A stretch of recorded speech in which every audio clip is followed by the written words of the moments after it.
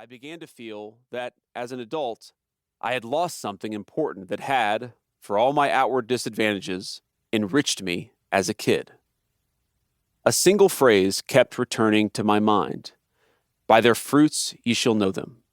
It comes from a parable from Jesus recounted in Matthew chapter 7, verses 16 through 20. "Ye shall know them by their fruits. Do men gather grapes of thorns or figs of thistles?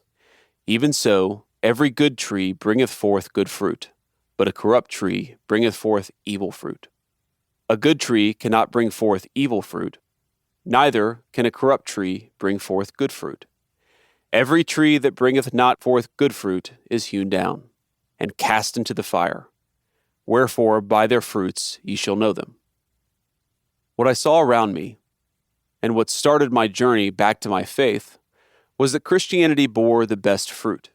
It was the set of ideas and practices that generated the most good, the most truth, and the most beauty of anything I'd encountered. Nothing else came close. I don't mean to undervalue the core of the Christian faith, that Jesus Christ is the only begotten Son of God, was born of the Virgin Mary, was crucified for our sins, and rose from the dead. And along my own faith journey, I also came to realize that salvation is impossible if man fails to reconcile himself to and find peace with God. In 2024, I gave an interview on this topic and got some pushback from fellow Christians for talking too little about Jesus. Here's what I said. Look, I think there were a couple of things that really appealed about Christianity to me. I was thinking about the big questions, and when I started to think about the big things, like, what do I actually care about in my life? I really want to be a good husband. I really want to be a good father. I really want to be a good member of the community.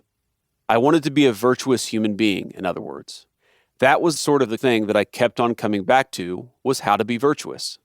And I thought the Christianity that I had discarded as a young man answered the questions about being a virtuous person better than the logic of the American meritocracy. My critics were half right. There are undoubtedly better answers out there, but the truth is the truth. I eventually came to believe that Jesus Christ is in fact the only begotten Son of God, but that's not where I started. I didn't meet Jesus on my way to Damascus.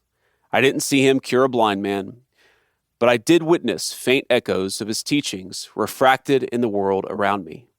I saw my dad and stepmom welcoming drug addicts into their home to detox when local hospitals had turned them away.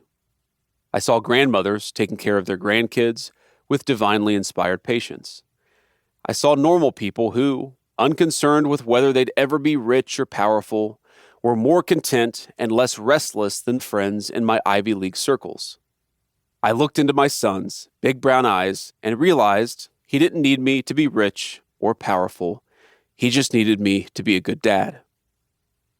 In becoming a husband and a father, my world simultaneously narrowed and expanded. I began to think about virtue and vice and sin without having the vocabulary to understand them.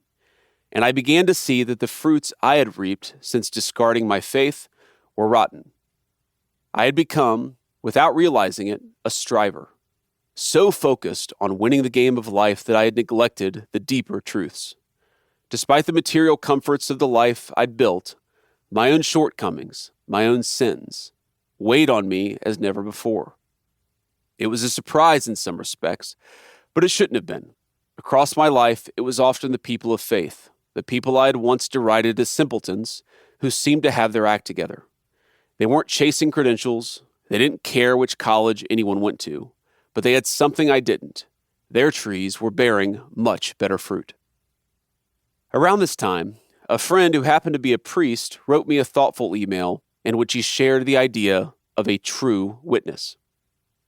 Maybe you find the idea of a dead man rising from the dead insane, but consider this.